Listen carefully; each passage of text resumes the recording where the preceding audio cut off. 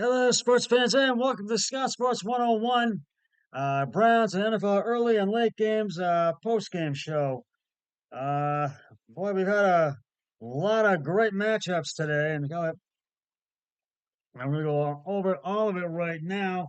First, we will start with the Browns as they held on. They managed to hold off the Bears and win by the final score of 22-17 today at First Energy Stadium.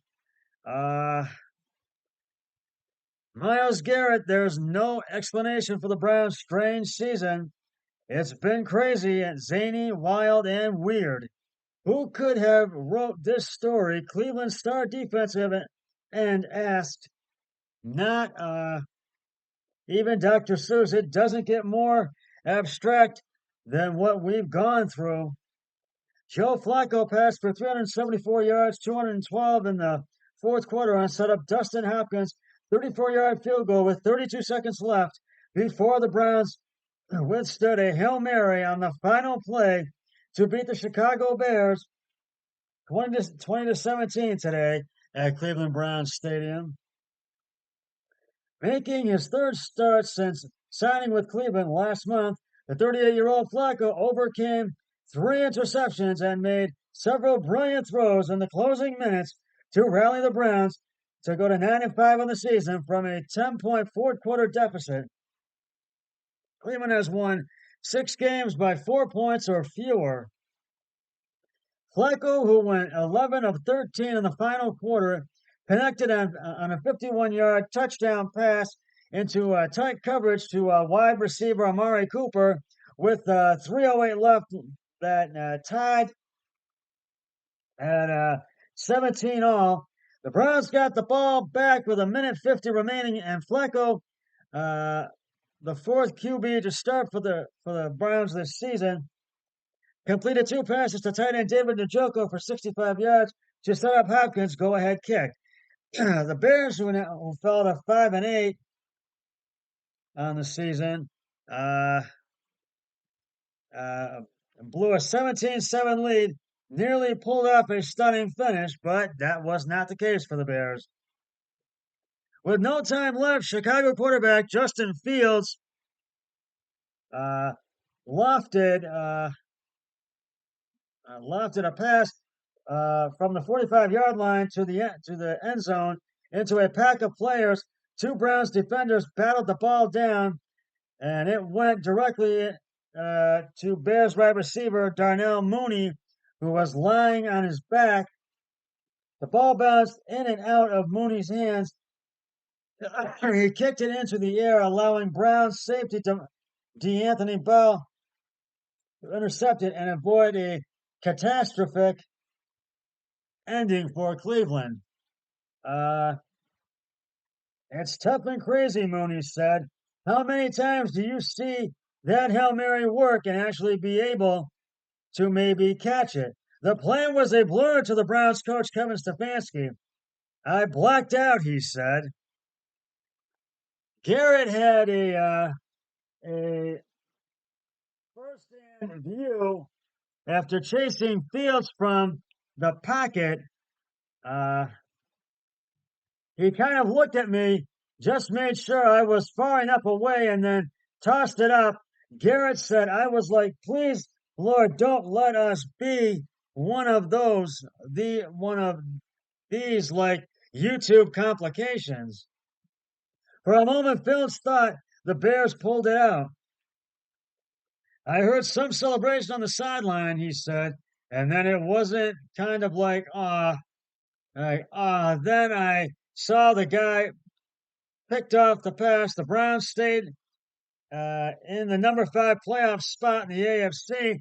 It's a remarkable achievement considering their starting quarterback, Deshaun Watson, and star running back, Nick Chubb, and they have lost 5 regular season ending injuries just this week. We've been through 4 quarterbacks, Garrett said. It's not going to shake us because we've literally been through it all and with injuries and everything else. So this is just another step in our journey, another opportunity for us to write a a peculiar but great legacy. Uh, Flacco, uh, Flacco has quickly become a hero in Cleveland.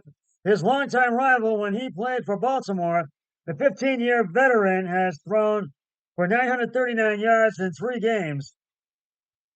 Uh, Flacco showed resilience after his picks, one of which returned by Thermine Edmonds for a 45-yard touchdown on Cleveland's first play of the second half to put the Bears ahead 14-7.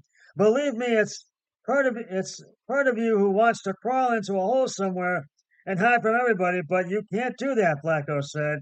Especially somebody like me. I've been in this league a long time, and you have seen so much happen.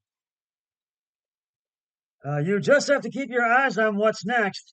Uh, uh, on what's next.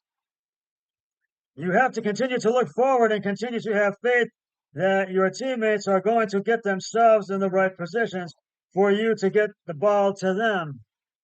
Uh, and uh, and Garrett declined to say anything negative uh, about the officiating one day after being fined 25,000 by the NFL for remarks following last week's game. Asked Roger, he said, referring to Commissioner Roger Goodell, who was at Sunday's game. I didn't talk to him, but you watched the film and you asked Roger. Garrett feels he hasn't been getting enough calls. He went without a sack for the fourth game in a row. Uh, Njoku had a career high 10 catches for 104 yards, including a 2-yard touchdown in the second quarter. Cooper had 4 receptions for 109 yards. Offensive tackle Cedric Willis Jr. has a knee injury and did not play today. DeJuan Jones, who is also out for the season with a knee injury. Safety Grant Dopit has a groin injury. Defensive end Agbo Orka Orka as a protocol is on Petricol, Petral, and defensive tackle Maurice Hurst Petorial and did not play for Cleveland. Things got worse. All-Pro left guard Joel Bitonio went out in the first quarter with a back injury. My back's messed up, Bitonio said. I don't know exactly what happened, but not feeling good. The Bears had some injuries as well. They had injuries. Line guard Taven Jenkins has a concussion, was carted to the locker room in the second quarter. Browns linebacker Anthony Walker Jr. had a knee injury, was inactive after getting hurt in practice this week. He came in listed as questionable. Mike Ford Jr. has an illness, went to the locker room in the first quarter, and as again, the Bears thought they had it, but the Browns prevailed. And so up next, the Bears host Arizona on Christmas Eve, and the Browns are in Houston to take on the Houston Texans next week on the 24th, Christmas Eve. Uh, but I really got to give credit to where credit is due, and that's the Browns. Joe Flacco, 28 of 44 carries and attempts, 374 yards, 2 touchdowns, 3 interceptions. Jerome Ford, 8 attempts, 20 yards, no touchdowns. And Amari Cooper, 4 receptions, 109 yards, 1 touchdown. And David Njoku for his career high day. I have to give one to him, to David Njoku. And Dustin Hopkins for getting that game-winning field goal. And I took the Browns, and so did my brother-in-law. We both won on that one. And I'm going to give you the other finals right now. It's also a Sunday Night Football update show as well. The Carolina Panthers sending the Atlanta Falcons in a low-scoring game, 9-7 today at Bank of America Stadium, and Atlanta led 7-3, but they could not hold on. I took Atlanta and lost. My brother-in-law took Carolina and won. And then the Tampa Bay Buccaneers beat the Green Bay Packers 34-20 today at legendary Lambeau Field in Green Bay, Wisconsin. Green Bay struggled up. They did score, though. However, they did score in the Uh, I think in the I gotta go to box score just from. They did not score again until they scored a touchdown in the first, field goal in the second. Then they scored again in the third, and then all there was two touchdowns and two field goals. That's what the Packers were limited to today. That's what they were limited to today. And well, yeah, Tampa Bay just was all over Green Bay today. And the Miami Dolphins manhandled New York Jets, shut them out 30-0 today at Hard Rock Stadium in Miami. And for both those games, I took the Packers and lost. So did my brother-in-law, he lost. We both took the Dolphins and won. The New Orleans Saints beat the New York Giants 24-6 today at Mercedes-Benz Superdome in New Orleans. The Giants were held to just two field goals. They struggled offensively and defensively today. We both took the Saints, my brother Eric and I. We both won on that game. And the Houston Texans rallied to tie it at 16 and send the game into overtime. And in the final seconds of overtime, kicked the game-winning field goal to win it and beat the Titans 19-16. I took the Texans. My brother-in-law took the Texans as well. Both won on that one. The Kansas City Chiefs beat the New England Patriots in Foxborough 27-17. And Kansas City finally had a good game after struggling for several weeks. And we both took the Chiefs, my brother-in-law Eric Hoyle and I. We both took the Chiefs, and we both won on that one. We both won on that one, the Chiefs Patriots game.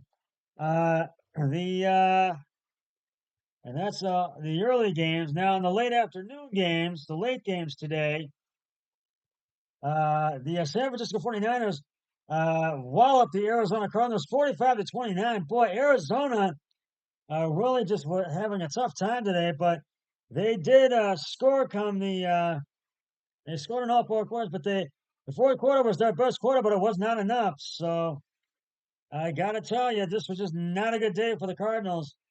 And they fall to 3-11, and the 49ers go to 11-3. And I took the 49ers and so did my brother-in-law. We won on that one. The Buffalo Bills roll past the Dallas Cowboys 31-10 today at Highmark Stadium. And Dallas just struggled offensively and defensively.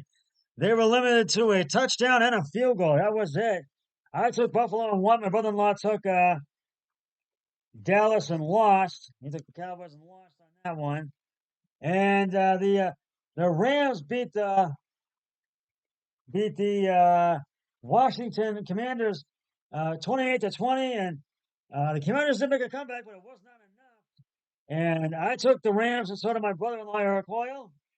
And right now, the Ravens on Sunday Night Football are up 3-0 on Jacksonville right now. But if you're a Browns fan, you're running for Jacksonville to win this game tonight. And if you are a Browns fan, you are rooting for Jacksonville to win. And it's first and 10 at the Baltimore 40. The Ravens have the ball.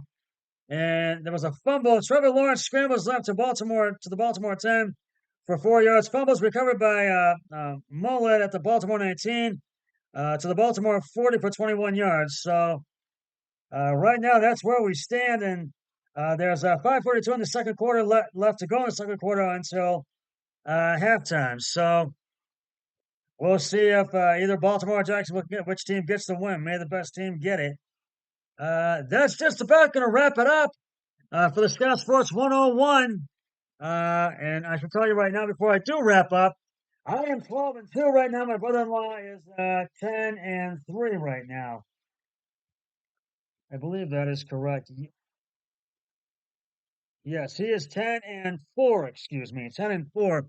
Now let's wrap it up for Scout Sports 101.